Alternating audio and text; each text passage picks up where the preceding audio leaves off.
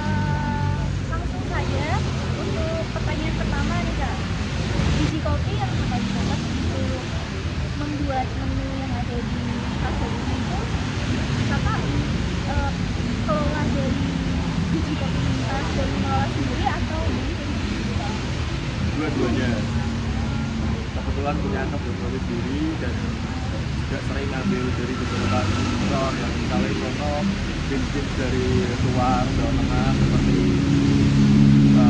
Bis Arsuno atau kadang beberapa ngambil di luar negeri seperti Jepang ada. Dan mungkin ini sudah satu fun fact, ibaratnya seniornya kopi itu Bin dan pertama dari Panama.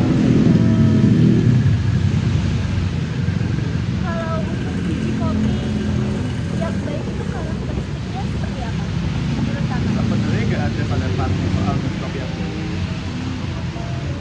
karena sebetulnya itu sebenarnya biji kopi itu atau sebuah minuman kopi itu selera. Tapi kalau biasanya dari masyarakat umum ya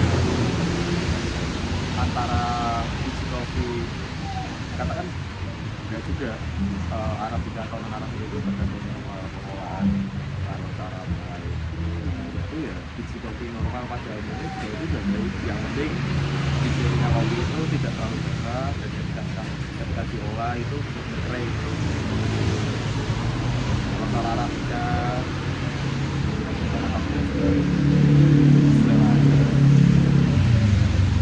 kalau untuk faktor yang mempengaruhi cita rasa biji kopi sendiri itu apa kira-kira?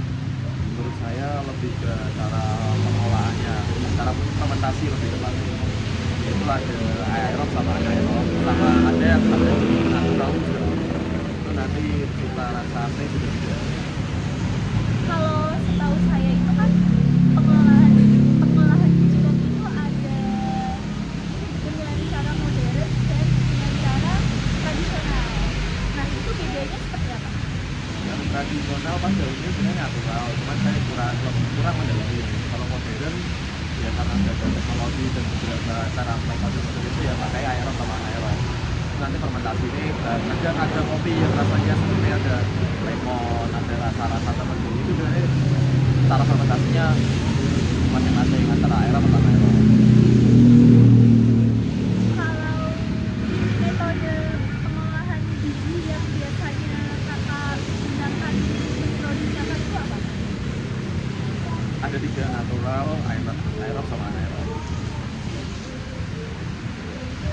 Selain faktor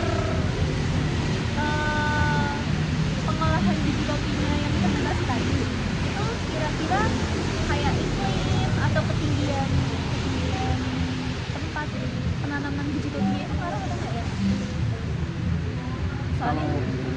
katakanlah mungkin tentang 20% sampai 50%, tidak semuanya selalu ngaruh. Soalnya tiap ski itu punya bibitnya sendiri-sendiri. Jadi itu misal kan ada yang namanya kopi dari lereng bukit, misalnya lereng Gunung Sindoro seperti yang ada di Menem tadi kita. Nah itu kan ada kopi lereng Sindoro itu berarti misal kalau lereng gunung lain itu beda rasanya atau gimana? Bisa sama bisa beda tergantung cara pengelolaannya, fermentasi dan lain-lain tergantung itu. Kalau sekarang pertanyaannya tentang ekstraksi biji kopinya kan. Kalau misal dulu itu teknik ekstraksi dulu pengaruh nggak sama rasa itu? Berpengaruh karena soalnya tadi ekstraksi sekarang macam-macam.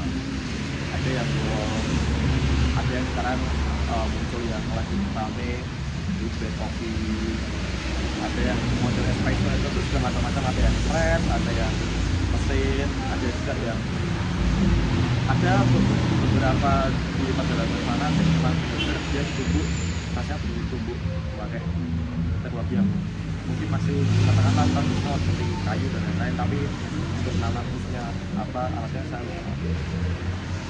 Kalau faktor yang mempengaruhi faktor yang mempengaruhi proses ekstraksi biji kopinya itu apa? Kira-kira? Dan jelas pertama tujuannya apa dulu, dan kedua biasanya seperti suhu, penyimpanan berapa lama, memakai air apa, dan beberapa derajat kepanasannya. Kadang ada yang kopi harus disangrai demikian, ada yang harus di misal dikasih gunakan suhu derajat yang sedemikian, dan air juga ada yang air mineral, air kristal, itu macam-macam. Kalau ininya itu kalau ekstraksi itu bagusnya di suhu berapa? Antara rentang 65 derajat sampai 120 derajat. Ada juga yang 150. Kalau pernah lihat seperti pernah lihat kopi-kopi Arab yang dia masaknya memakai cangkir besi dan pakai pasir panas, itu kan nggak tahu, tapi ya itu bukan cara yang tetapi kayak tahu kerupuk yang memakai pasir dan kurang lebih seperti itu.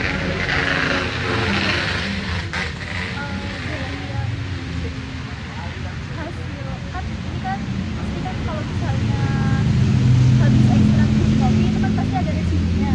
Nah untuk kakak ini bagaimana cara pengolahan limbah hasil atas kopinya?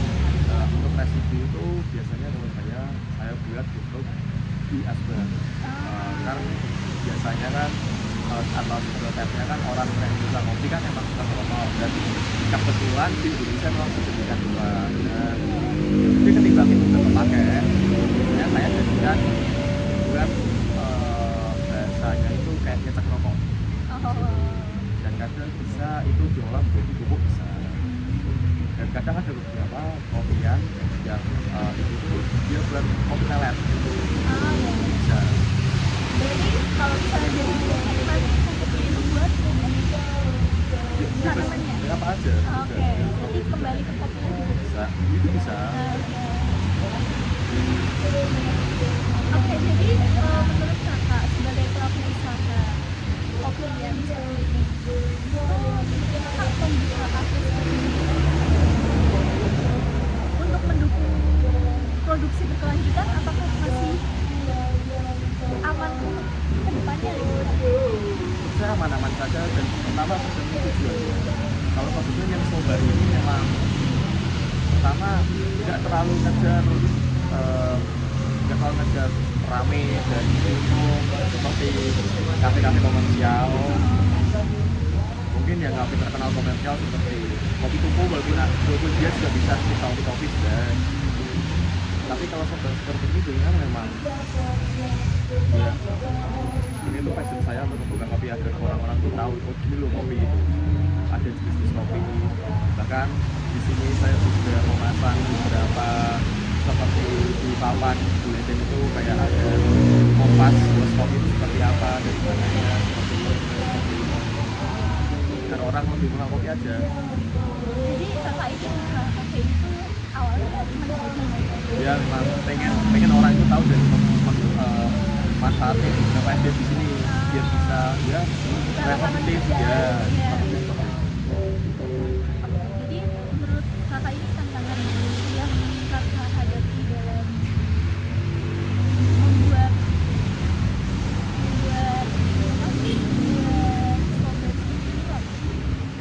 Slogan yang jelas karena kita kan juga targetnya juga lebih ke orang-orang yang suka kopi manual katakanlah, ketika kopi susu yang dia cepat padanya ya ini breedingnya itu. Dan juga jelas kalau soal proses sih akan dari cepat ya enggak, tapi biasanya memang tidak secepat kopi komersial pada yang lain. Kalau harapan kakak sendiri terhadap pengembangan kelanjutan Saya pengembangan kopi bukan di masa depan ya tetap sebenarnya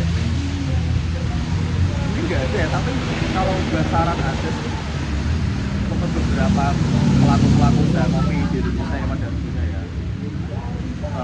coba mungkin menyediakan lahan, coba tanam kopi sendiri, coba mengolah kopi sendiri.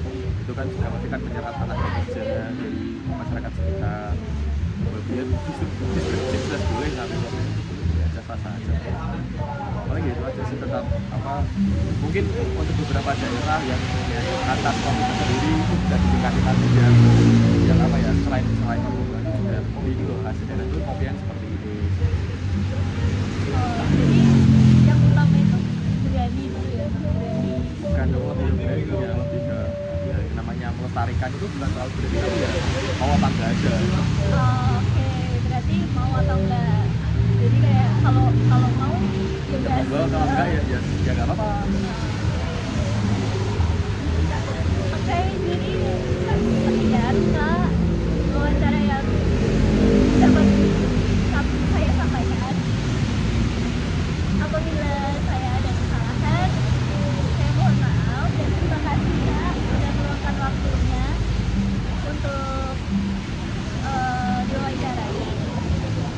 Jadi sekian guys wawancara saya bersama Kak Rizky. Saya pamit undur diri.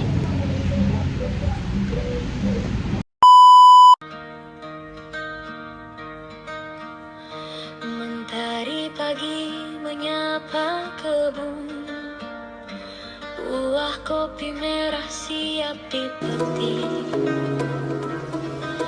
Tangan petani penuh harapan, menjaga alam dengan hati yang baik. Kecuali yemur hangat mentari, wash dicuci hingga bersih. Aerob dan anaerob beraksi, cita rasa yang unik dan khas. Dari tradisi menjadi inspirasi, ilmu sains hidup di negeri ini.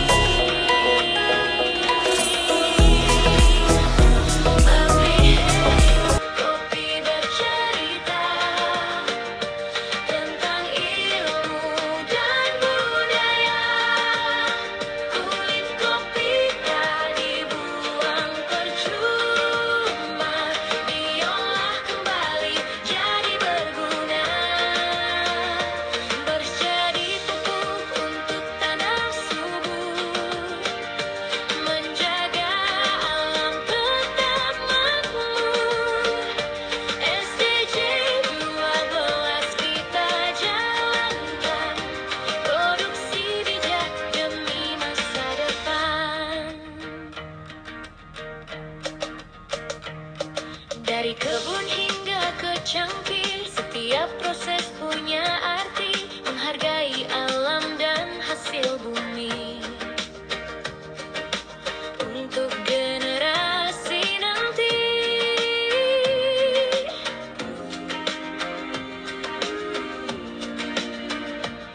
Belajar dari kearifan lokal dipadukan ilmu yang rasional. Kopi mengajarkan satu pesan, bumi dijaga untuk masa depan. Kopi Hopi bercerita.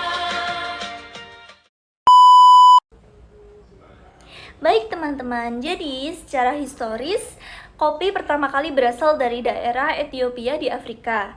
Di sana kopi menyebar dari wilayah Afrika ke wilayah Arab, terutama di Yaman.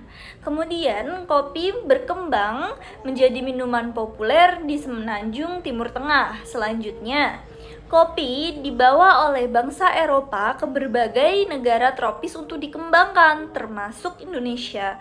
Kemudian, Indonesia mulai berkembang menjadi salah satu negara penghasil kopi terbesar di dunia, dengan berbagai jenis biji kopi yang khas seperti biji kopi dari Gayo,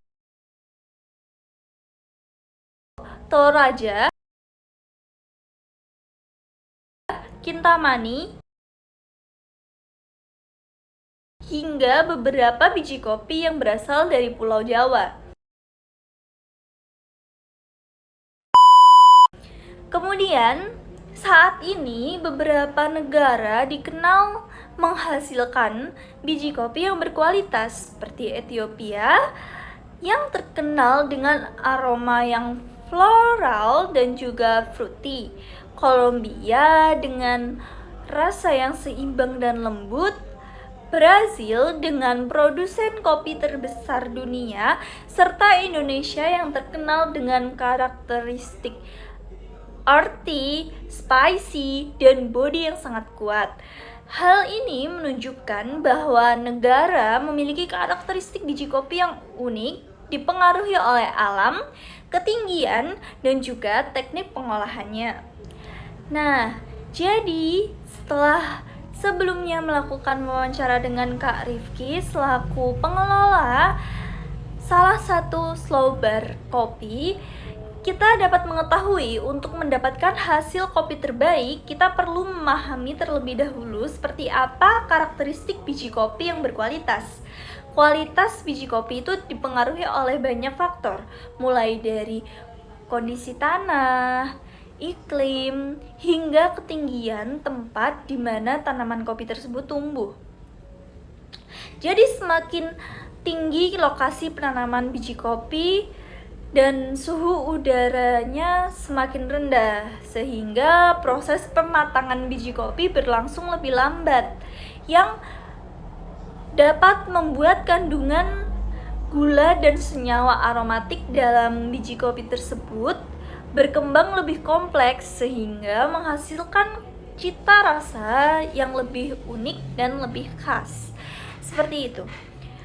Dan selain faktor alam, teknik pasca panen juga sangat menentukan kualitas rasa kopi.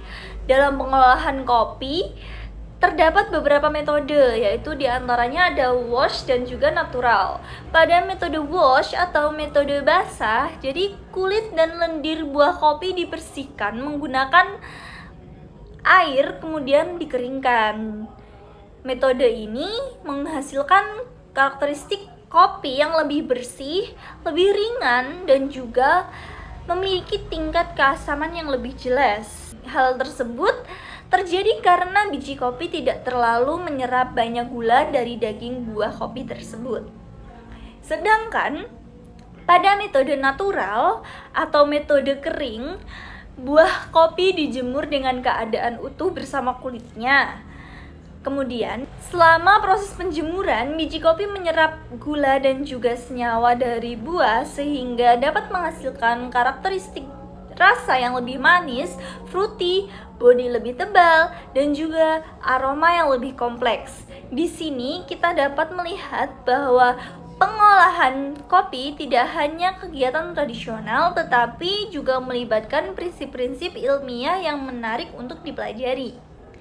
Tidak hanya itu, dalam perspektif etnoscience, Kopi juga dapat dikaitkan dengan Sustainable Development Goals atau SDGs, khususnya dalam SDG 3 tentang kesehatan dan juga kesejahteraan.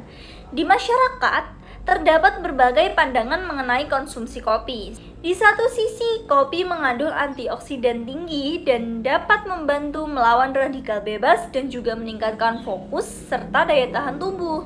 Namun, di sisi lain, konsumsi kopi berlebihan juga dapat memicu gangguan lambung, jantung berdebar, dan juga kesulitan tidur pada sebagian orang. Oleh karena itu, yang paling penting adalah memahami seberapa dosis konsumsi yang tepat serta cara pengolahan kopi yang baik agar manfaatnya dapat diperoleh secara optimal. Jika dilihat dari sudut pandang sains, proses menyeduh kopi sebenarnya merupakan penerapan konsep pelarutan dan juga ekstraksi. Ketika air panas bertemu dengan bubuk kopi, senyawa, rasa, aroma, dan juga warna ikut larut ke dalam air. Pada metode pouring seperti V16, alat yang digunakan dirancang dengan berbentuk kerucut agar aliran air lebih terpusat dan juga merata. Dengan demikian, seluruh bagian bubuk kopi dapat terekstrak secara optimal sehingga menghasilkan rasa dan aroma yang seimbang tanpa ada bagian yang tertinggal. Selain teknik penyeduhan, proses fermentasi juga sangat mempengaruhi profil dari rasa biji kopi tersebut. Terdapat fermentasi aerob, yaitu fermentasi dengan menggunakan oksigen, dan juga fermentasi anaerob, yaitu fermentasi langsung tanpa oksigen. Secara biokimia, keduanya menghasilkan senyawa yang berbeda sehingga menciptakan karakter rasa kopi yang unik.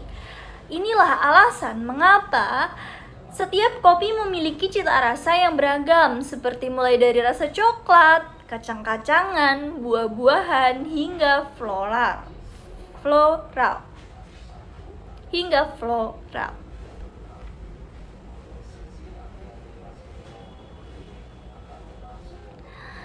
Namun, pembahasan tentang kopi tidak berhenti pada rasa dan aroma saja. Berdasarkan hasil wawancara dengan narasumber, namun pembahasan tentang kopi tidak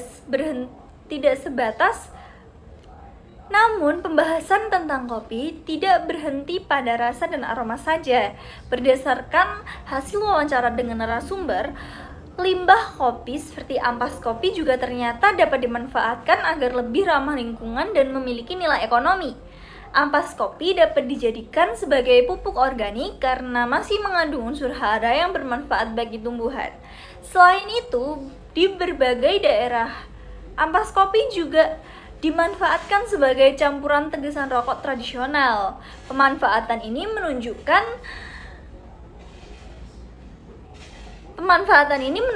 bahwa limbah kopi tidak harus dibuang begitu saja, tetapi dapat diolah kembali menjadi produk yang lebih bermanfaat. Produksi kopi juga perlu memperhatikan aspek keberlanjutan lingkungan. Pengolahan limbah kopi yang baik menggunakan metode ramah lingkungan dan dukungan terhadap petani lokal merupakan langkah penting agar industri kopi dapat berkembang tanpa merusak lingkungan. Dengan begitu, kopi tidak hanya memberikan manfaat ekonomi, tetapi juga dapat mendukung keberlanjutan sosial dan juga lingkungan.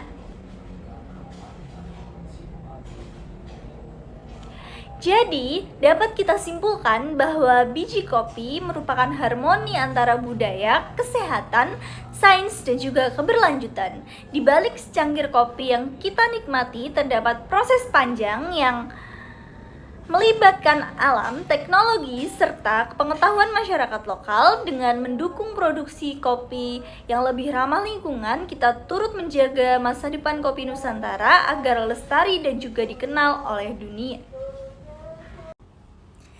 Baik teman-teman, terima kasih telah mengikuti kegiatan saya dalam serangkaian eksplorasi biji kopi, mulai dari wawancara di daerah Temanggung sampai ke penjelasan mengenai biji kopi dari asal muasal hingga pengelolaan limbah biji kopi, dan dikaitkan dengan SDG 3 dan 12 mengenai kesehatan dan juga produksi berkelanjutan. Sampai jumpa pada vlog selanjutnya.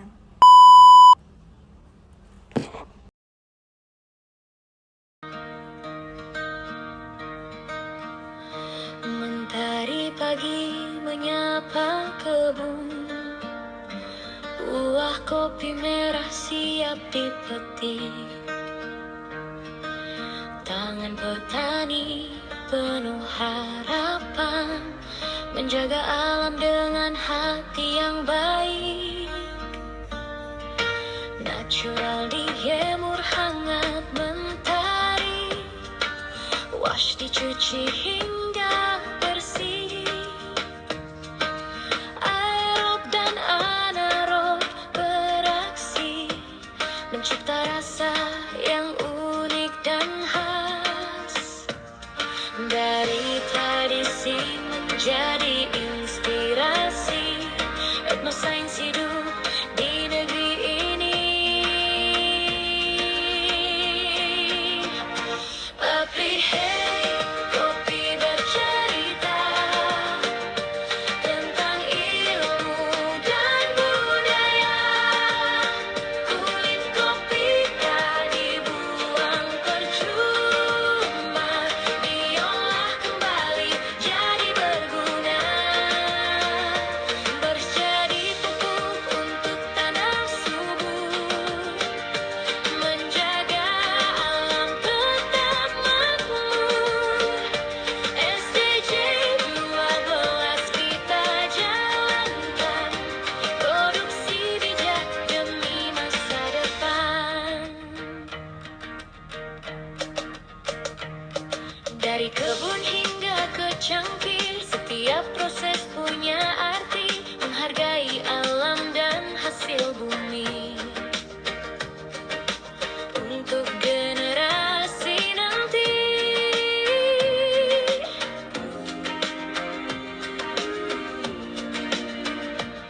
belajar dari kearifan lokal, dipadukan ilmu yang rasional. Kopi mengajarkan satu pesan, bumi dijaga untuk masa depan. Kopi bercerita tentang ilmu dan budaya. Kulit kopi tak dibuang percuma, diolah kembali jadi berguna. Buat sehat bumi, sehat manusia, bersama kita menjaganya. SDG 3 dan 12, langkah kecil untuk dunia yang cerdas. Dari kopi untuk negeri, dari kopi untuk bumi. Bersama sains dan tradisi, menuju hidup berkelanjutan.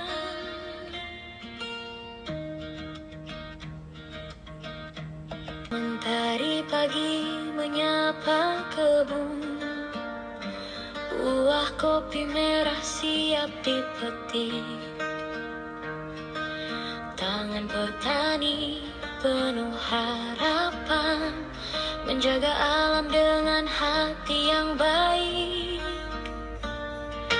Natural dijemur hangat mentari, wash dicuci hingga bersih. Aerob dan anaerob beraksi, mencipta rasa yang unik dan khas. Dari tradisi menjadi inspirasi,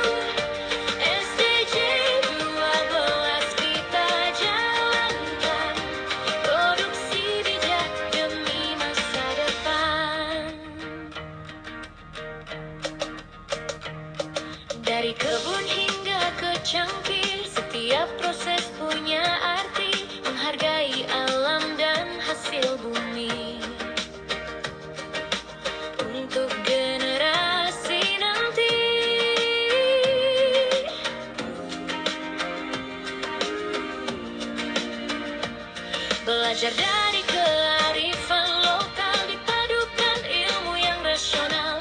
Kopi mengajarkan satu pesan: bumi dijaga untuk masa depan. Kopi Hopi bercerita tentang ilmu dan budaya.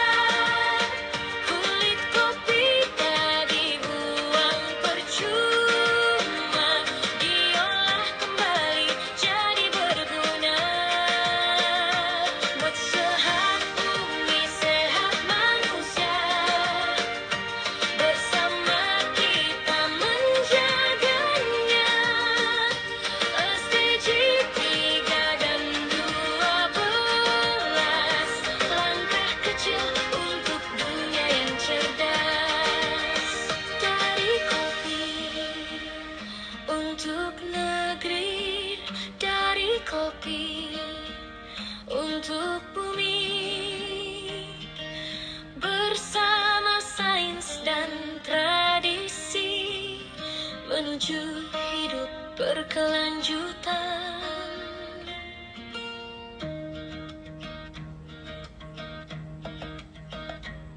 Mentari pagi menyapa kebun, buah kopi merah siap dipetik.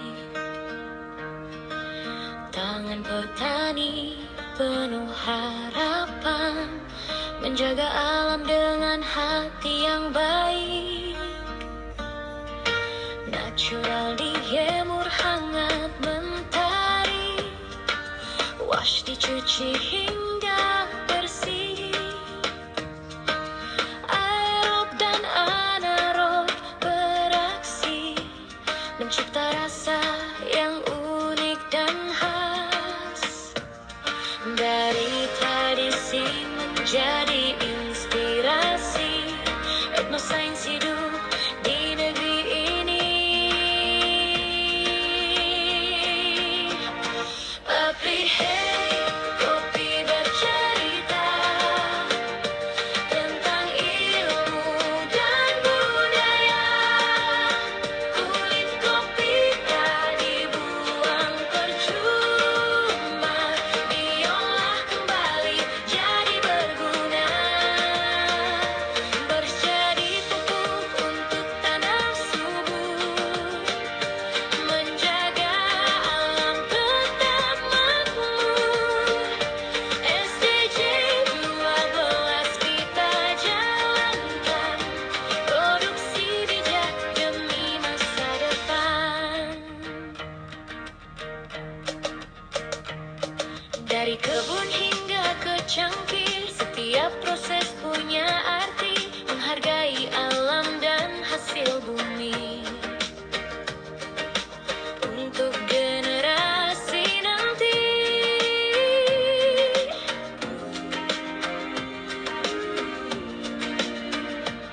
belajar dari kearifan lokal, dipadukan ilmu yang rasional. Kopi mengajarkan satu pesan: bumi dijaga untuk masa depan. Kopi Hopi bercerita tentang ilmu dan budaya. Kulit kopi tak dibuang percuma, diolah kembali jadi berguna. Buat sehat bumi, sehat manusia, bersama kita menjaganya. SDG 3 dan 12, langkah kecil untuk dunia yang cerdas. Dari kopi untuk negeri, dari kopi untuk bumi, bersama sains dan tradisi, menuju hidup berkelanjutan.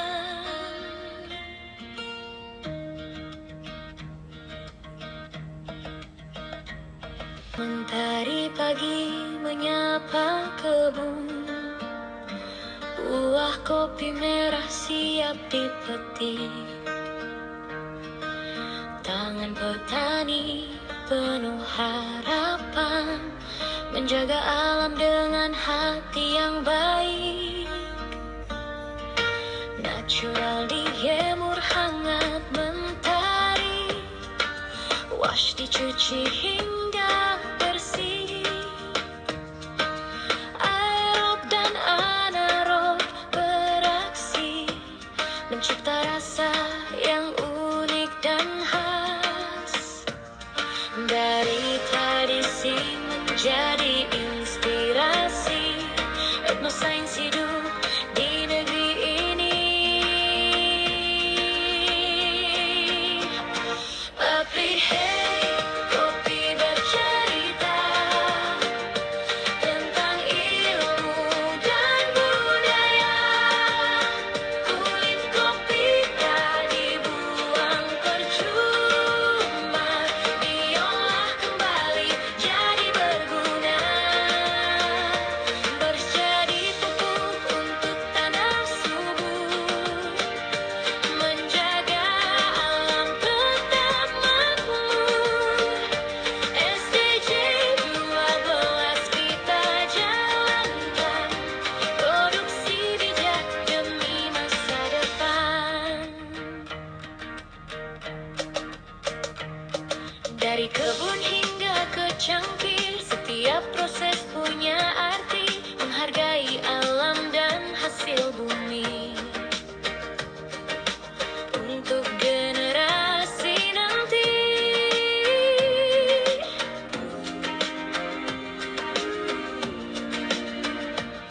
belajar dari kearifan lokal, dipadukan ilmu yang rasional.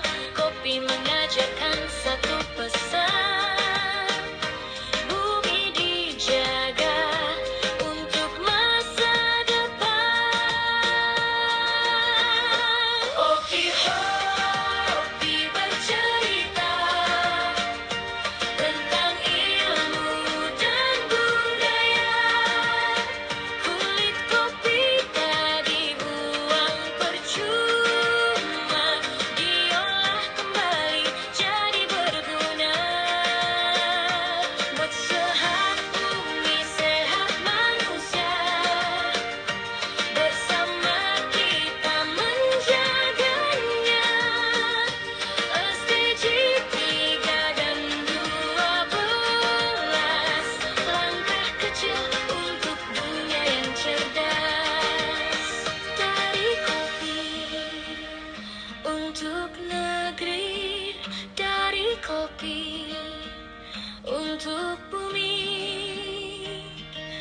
Bersama sains dan tradisi, menuju hidup berkelanjutan.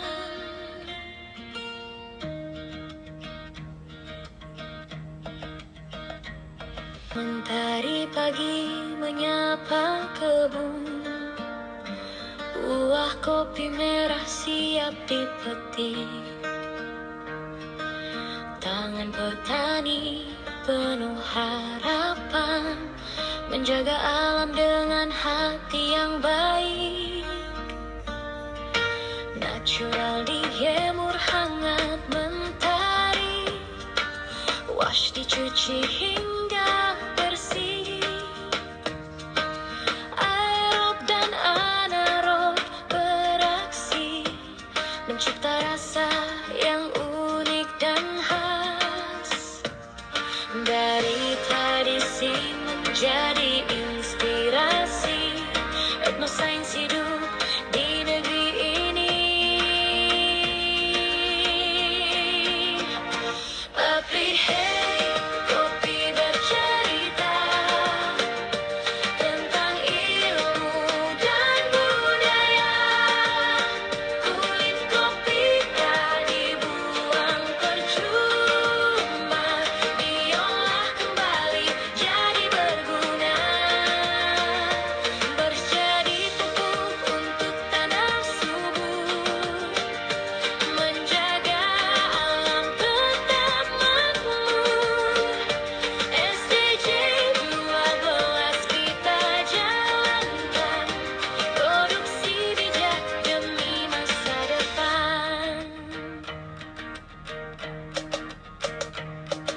Dari kebun hingga ke cangkir, setiap proses punya arti, menghargai alam dan hasil bumi.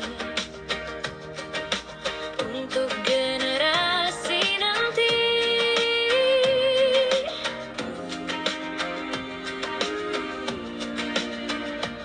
belajar dari kearifan lokal, dipadukan ilmu yang rasional. Kopi mengajarkan satu pesan: bumi dijaga untuk masa depan.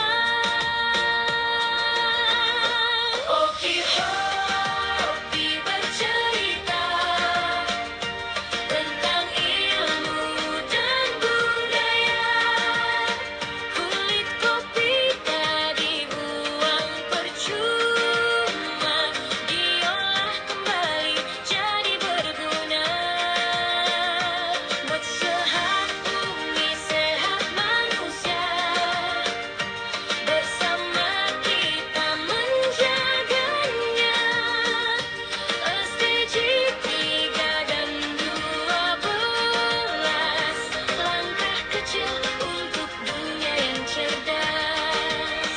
Dari kopi untuk negeri, dari kopi untuk bumi. Bersama sains dan tradisi, menuju hidup berkelanjutan.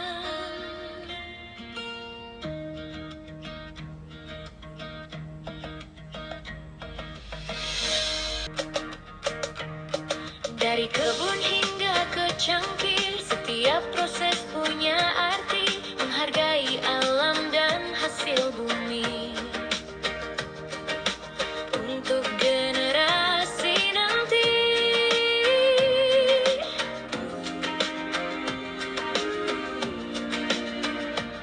belajar dari